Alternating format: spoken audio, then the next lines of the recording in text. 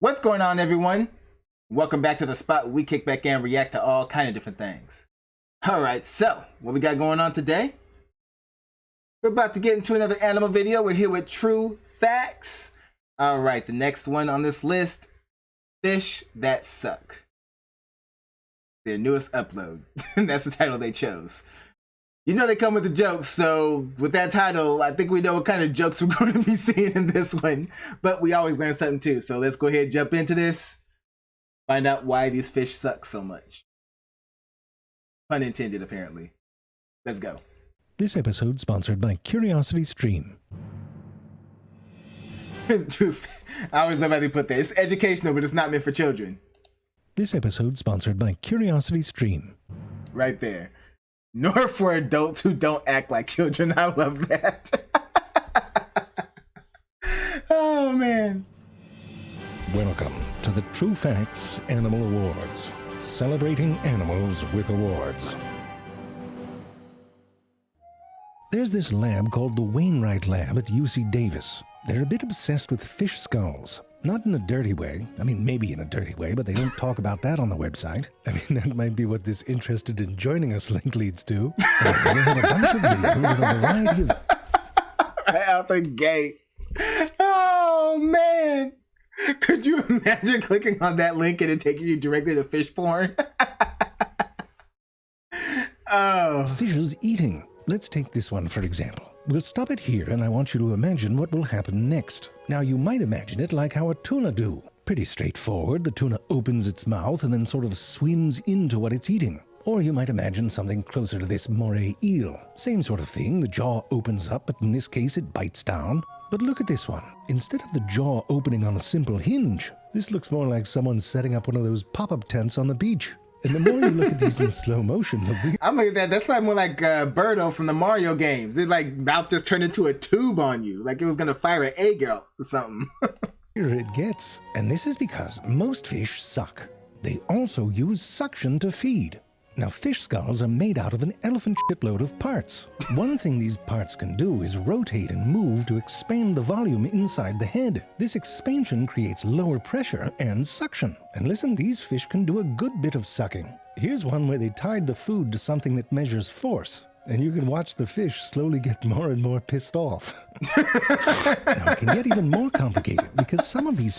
As the suction kept getting stronger, yeah, he was getting irritated, like, damn it, get over here. Fish have a sort of double-jointed lower jaw, and that can result in some pretty strange movements, like this one here.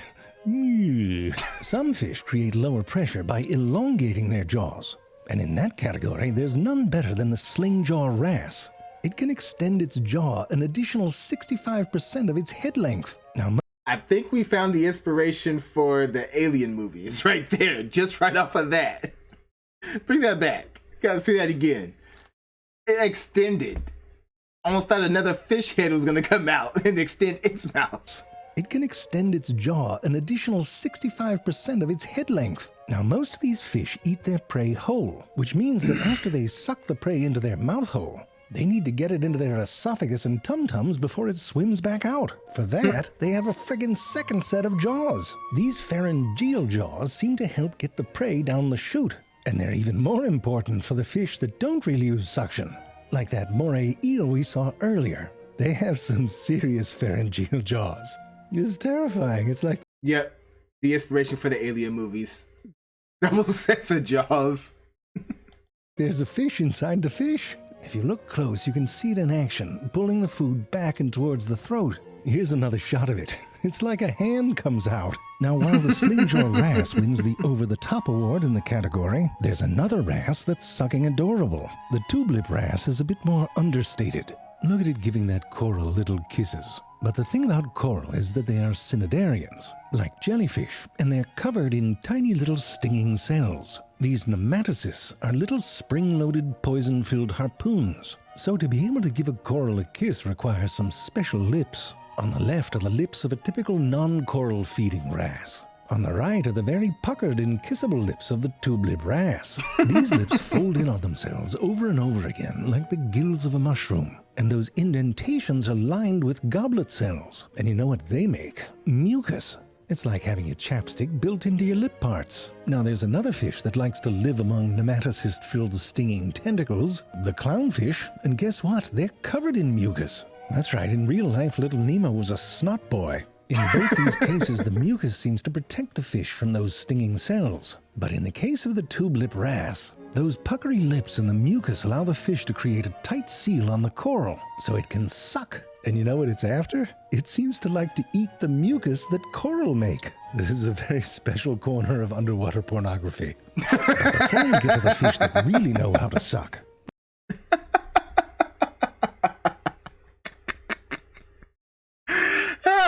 What did that say?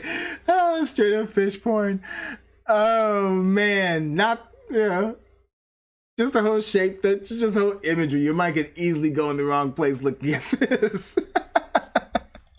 Let's look at the category cheapest escape room. If you want some inspiration in your life, I've got the Beetle for you. Right here, Regimbardia attenuata. We'll call him Reggie. There's Reggie right... Oh, shit. Well, that's a real bummer right there. Oh, when something like that happens to you, most people would just give up. But not Reggie. Let's have a look-see to see what he gets up to. That's right, crawled his way right out of a frog's ass. Puts things into perspective, doesn't it? And I'll tell you, that frog's a bit nonchalant considering what just happened. I'd be chalant, I'd be very fucking chalant if a beetle just crawled out my ass. Anyway, it turns out that Reggie can go right through a frog. Oh, now you notice. Oh, man. So, not affected by the digestive tract at all. He just tanked getting eaten by the frog. Oh, the joke was too much. Oh, bring that back. Gotta see that again. Call him Reggie.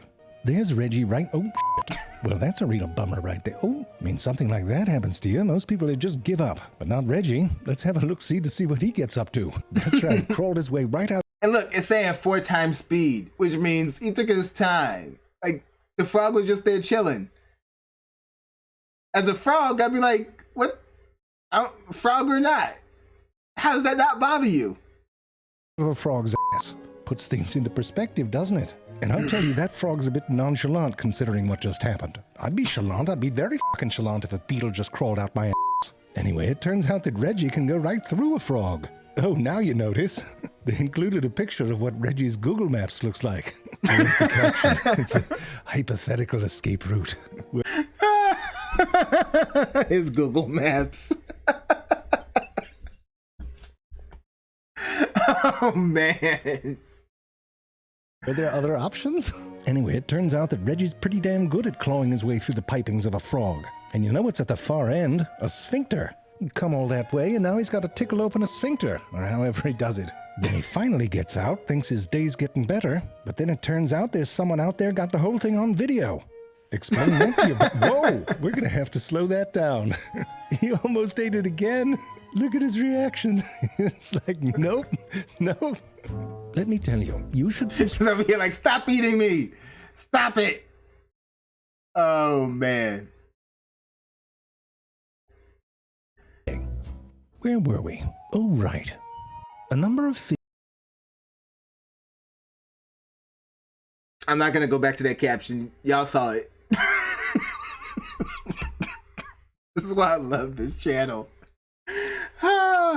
Fish use suction to hold on to things. Some use their mouths, seems like the obvious choice. Others, like the mud skipper or leaping blenny, have fused pectoral fins, which they can use like a little suction cup. The remora, however, took this idea of fin modification and really swam with it. In this case, it wasn't the pectoral fins, but rather the dorsal fin on top. And apparently you can make whatever the f*** you want by modifying a fin. Thusly, the top of the remora's head looks a bit like evolution stepped on it with a medium-tread hiking boot. But with it, they can attach themselves to whatever the hell they want to.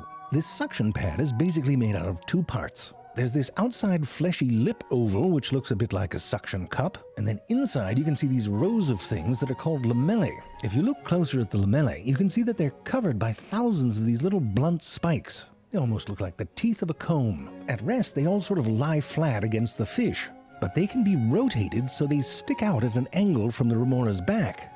Watch as this remora attaches to the glass. You can see those thousands of spikes angling and making contact with the surface.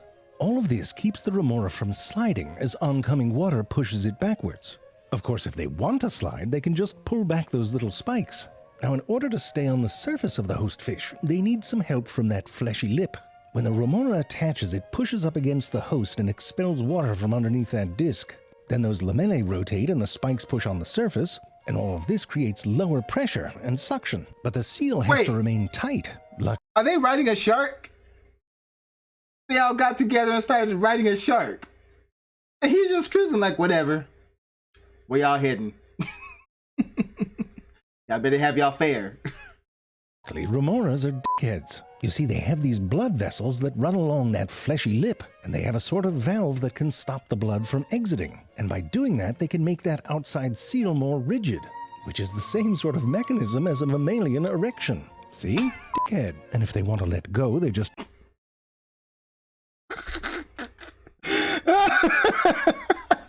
Oh, man.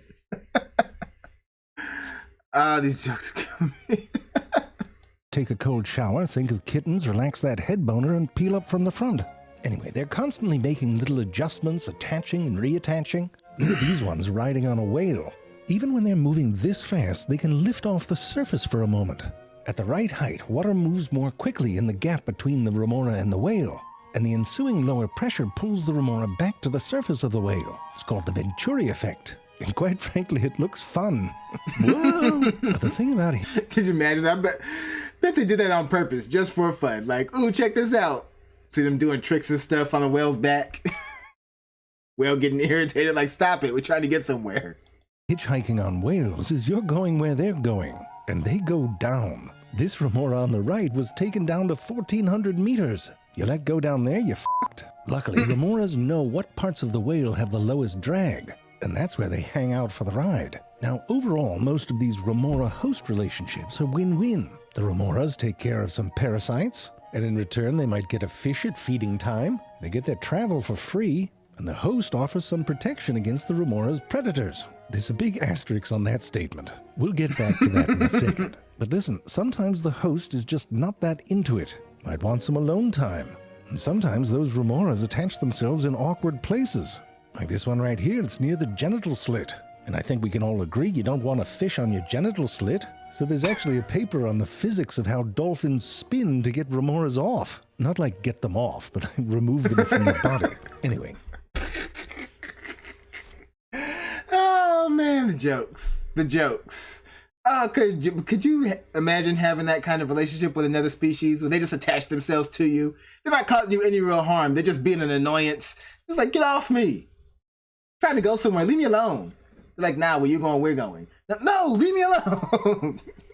I feel like they're really legit arguing with each other while this is going on. About that asterisk, if you want protection from predators, you have to choose the right host. I mean, this one may look like an idiot, but at least that host has poison in it. With the whale shark, you might be thinking, well, at least it's big. But if your predator's a fucking bird, they're not going to do shit for you. I mean, you're basically on a whale-shaped plate. But look how hard that cormorant has to work. And that is why the remora wins, the fish that sucks the most. Finally, we have the category, how to get your hole stuffed.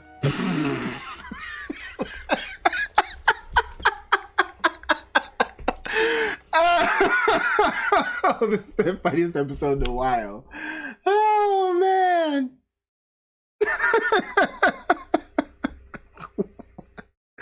Okay, stop it. This right here is an Egyptian vulture. It's quite a striking bird, isn't it? With the white feathers and the face that has holes in it. Once in a while, these vultures, both males and females, like to get gussied up a bit. What they do is they find a mud puddle and get all intimate with it. Look at that, right up in there. And this mud stains their front feathers red. It's thought that what they're doing is basically changing their looks by applying a cosmetic. Maybe as a status symbol or something to do with mating. And these birds aren't alone. The Japanese crested ibis does something similar. Normally they're quite white, with a touch of a pinkish hue. But during mating season, many of their feathers turn to a gray. In this case, it's not a mud bath. They actually secrete a tar-like substance from their face parts, and then they smear it all over the rest of themselves. You know, you make your own cosmetics, like using what comes out your pimples for moisturizer. Now, I know it... Hey, you know how it is? You got to put on your best when you're about to go out and start hitting the streets looking for ladies, right? Say it. Not just us. Animals are doing it too. At least birds are. You're going to say about the greater flamingo. That pink comes from what they eat. And it does. The From shellfish shrimp. they eat have carotenoids in them. And when ingested, those are incorporated into their feathers. But there's a problem. The sun bleaches those feathers. And you don't want that. You don't want to be the pale flamingo during mating season. Luckily, like most birds, they're equipped with this little nipply thing back near the base of their tail. It's called a uropygeal gland, and it secretes an oil. And you've seen birds use it when they preen. Rub their beak on their little oily nipple and spread it around to get their feathers right. Well, in the greater flamingo, that oil also contains... Get their feathers right. Like, hold on. I need to get ready before we roll out. Hold on, guys. I'm almost ready. carotenoids. So during mating season, flamingos use it like a rouge. Touch up those faded feathers and stay sexy. Just a quick note, remember that vulture that takes the mud baths? Well, its beak is yellow also because of carotenoids. But unlike the flamingo who gets it from a raw bar, the vultures get their carotenoids by eating ungulate shit. Anyway, spotless starlings are next level with the makeup, and they start at quite a young age. You see, when the mother starling comes back to the nest with a fat worm, this is what she sees. It's a little disturbing, actually. The mother has to figure out which hole to drop it in, and ideally chooses the ones that have the best chance at survival. Alright, so here's what happens when mommy's away. You can see the babies are preening themselves, almost before they have anything to preen. But look at this, see that tube? It's filled with what a science hippie collected out of the baby's uropygeal gland. And if you cotton swab around the baby's mouth, guess what comes off? Yellow lipstick. And what's more, the shade of the lipstick seems to correspond to the baby's health, which gives the mummy bird a clue on which hole to stuff. See, stuffing hole. Brought it all the way back around. But no, we're not letting that go. That was still a nasty joke. Oh, man. So that's their way of telling, huh? So they know which babies are going to survive, which ones not. It sucks for them because, you know, they still have to make those decisions. They can't save them all. Oh, well. Holes isn't always rough. dirty. What's that, Jerry? You want to see the what? No, Jerry, it's asterisk, not asterix. Well, I'm sorry you're disappointed. No, I don't want to see... What is that, a roll of quarters? Okay. Oh, you swallowed them individually? But then how'd you get them in the roll, Jerry? Well, that is a trick, isn't it? Asterisk. Oh, final joke. Great closer to that. Oh, man. Love these videos. All right, y'all. Y'all know what to do. Go down in the comment section. Let me know what y'all thought about this one. And let me know what you'd like to see me react to next. Hit that like button before you go. Share this video with everyone you know. And subscribe if you haven't done so already, all right? So, till next time, take care of yourselves. And I'm out of here.